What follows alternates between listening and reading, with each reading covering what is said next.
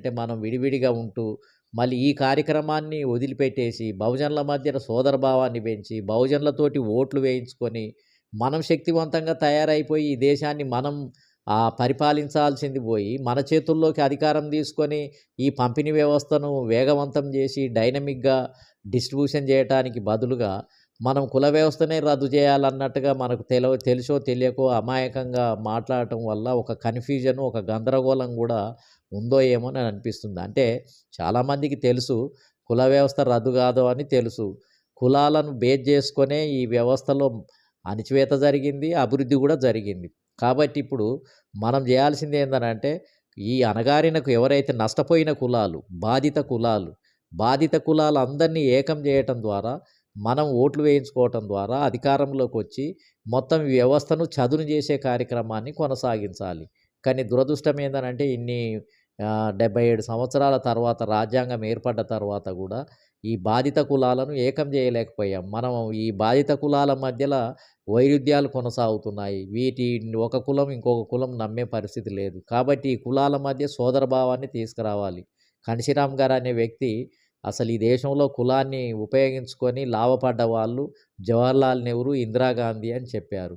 వాళ్ళ తర్వాత ఎవరైనా మళ్ళా కులాన్ని ఉపయోగించుకున్న ఏకైక వ్యక్తి ఎవరన్నా ఉన్నారు అని అంటే కాన్షీరామ్ గారే. నేనే కులాన్ని ఉపయోగించుకొని ఉత్తరప్రదేశ్లో బహుజనులందరినీ ఏకం చేసి అధికారంలోకి తీసుకొని వచ్చి ఈ కులాన్ని ద్వారానే ఈ బాధిత కులాలను ఏకం చేయటం ద్వారానే నేను అధికారంలోకి వచ్చి అక్కడ అధికారాన్ని బహుజనుల పక్షాన పరిపాలించడం జరిగింది. అంటే దీన్ని బట్టి అర్థమయ్యేది ఏంటిది అని అంటే బాబాసాహెబ్ అంబేద్కర్ కూడా రాజ్యాంగంలో బాధిత కులాలకు, అంటరాని కులాలకు ఈ రిజర్వేషన్ల రూపంలో రాజకీయ రిజర్వేషన్లు ఇవ్వటం జరిగింది. అంటే కులాన్ని గుర్తించే ఆ బాధిత కులాలకు ప్రత్యేకంగా రాజకీయ రిజర్వేషన్లు, అదేవిధంగా ఇతర ప్రత్యేక రాయితీలు, హక్కులు, అధికారాలు దాంట్లో పొందుపరచడం వల్ల రక్షణ ఉంది.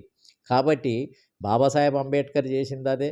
కాబట్టి తర్వాత బాబాసాహెబ్ అంబేద్కర్ తర్వాత కాన్షీరామ్ గారు ఇంకా దానికి విపులంగా, స్పష్టంగా ప్రజలకు తెలియజెప్పే విధంగా బహుజన సమాజ్ పార్టీని స్థాపించి ఇగో ఈ బాధిత కులాలు 85%, 15% అగ్రకులాలు, ఈ 15% వాళ్ళే ఈ దేశంలో కులాలను ఆధారంగా చేసుకొని అనుభవించారు. అధికారం వాళ్ళ చేతుల్లో ఉంది.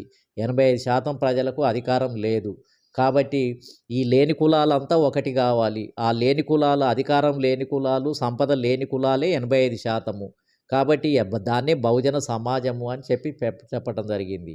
అంటే కులాన్ని ఉపయోగించుకోవటం నేర్చుకోవాలని కాన్షీరామ్ గారు చెప్పిండు. మనం కులాలుగా ఉన్నాము, కానీ అగ్రకులాలకు ఓట్లేస్తున్నాము. మనం కులాలుగా ఉన్నాము, వాళ్ళకు భజన చేస్తూ ఉన్నాము. మనం కులాలుగా ఉన్నాము, మన కులాల ఓట్లన్నిటిని తీసుకొని పోయి కాంగ్రెస్ పార్టీని గెలిపించడానికి, బీఆర్ఎస్ని గెలిపించడానికి, బీజేపీని గెలిపించడానికి మన శక్తిని అంతా కూడా ధారపోస్తున్నాము. అంటే మనకున్నటువంటి కులాలను మనం అధికారంలోకి రావటానికి ఉపయోగించుకోవటం లేదు. మళ్ళా గెలిచిన వాళ్ళు అధికారంలో ఉన్న కులాలకే మళ్ళా మన కులాలను తీసుకొని పోయి తాకట్టు పెట్టి వాళ్ళ చుట్టూ తిప్పి చిన్న చిన్న వాటికి ఏంటిది అని అంటే అమ్ముడు పోయి వాళ్ళనే గెలిపిస్తూ ఉన్నాం మనం. కాబట్టి కులాన్ని మనకు ఉపయోగించుకోవటం రావటం లేదు అనేది కాన్షీరామ్ గారు చెప్పినటువంటిది.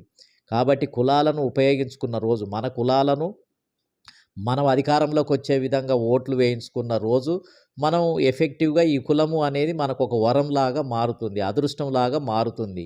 లేదంటే ఈ మన కులాలన్నీ కూడా తీసుకొని పోయి మళ్ళీ రెడ్డి వర్గానికి, కమ్మ వర్గానికి, వెల్మ వర్గానికి, బ్రాహ్మణ వర్గానికి వాళ్ళని గెలిపించడానికి ఉపయోగిస్తే అది ఆ కులము అనేది మొత్తం వాళ్ళు ఉపయోగించుకోవటానికి, అది కులం ఆధారంగా వాళ్ళే అధికారంలోకి రావటానికి అవకాశం కొనసాగుతుంది. అది భారతదేశంలో ఇప్పుడు కొనసాగేది అదే పరిస్థితి.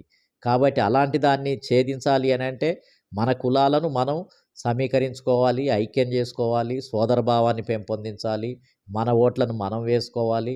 మెజారిటీ ఓట్లు మనవి కాబట్టి సీట్లు కూడా మనమే గెలవాలి, అధికారం కూడా మనకే రావాలి. ఆ రకంగా ఆలోచిస్తేనే ముందుకు పోతాం. కులానికి రెండు వైపులా పదునుంది అని కాన్షీరామ్ గారు చెప్పటం జరిగింది. దాన్ని ఎవరు ఉపయోగించుకుంటే అగ్రకులాలు ఉపయోగించుకుంటున్నారు ఇంతకాలం. ఆ కులాలన్నీ కుప్పనూక్కొని వాళ్ళు అధికారంలోకి వచ్చారు. మనం ఉపయోగించుకోగలిగితే మనం అధికారంలోకి వస్తాము. కాబట్టి కులానికి రెండు వైపులా పత్తుంది. కాన్షీరామ్ గారు ఒక్కడే బహుజనుల కోసం దాన్ని ఉపయోగించి ఒక రాష్ట్రంలో అధికారంలోకి రావటానికి కారకుడయ్యాడు. జస్టిస్ పార్టీ గూడా ఆ విధంగానే అధికారంలోకొచ్చింది. నాన్ బ్రాహ్మిన్స్ గూడా. అదేవిధంగా దేశంలో ములాయం సింగ్ గానీ, లాలూ ప్రసాద్ యాదవ్ గానీ, ఇతర నాన్ బ్రాహ్మణ్ పార్టీలు గానీ, ఆ విధంగా ఏందనంటే కులాలను సమీకరించుకొని ఒక వ్యూహం ద్వారా అధికారంలోకి రావటానికి అవకాశం ఉంది. కాబట్టి కులాన్ని నిర్మూలించడం కంటే గూడా కుల ఆధిపత్య నిర్మూలన జరగాలి. కుల ఆధిపత్య నిర్మూలన జరగాలి అనంటే ఈ అధికారంలో లేని కులాలన్నీ గూడా ఐక్యం గావాలి.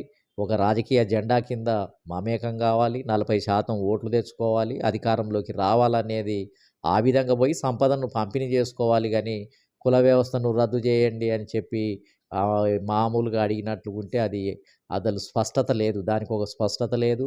అది ఆ విధంగా గుండుగుత్తగా కుల వ్యవస్థను రద్దు జేయమని చెప్తే ప్రజలకు ఏది అనేది లోతుల్లోకి వెళ్ళి అది అర్థం కానటువంటి పరిస్థితి ఉంది అనేది మరి నా అభిప్రాయం.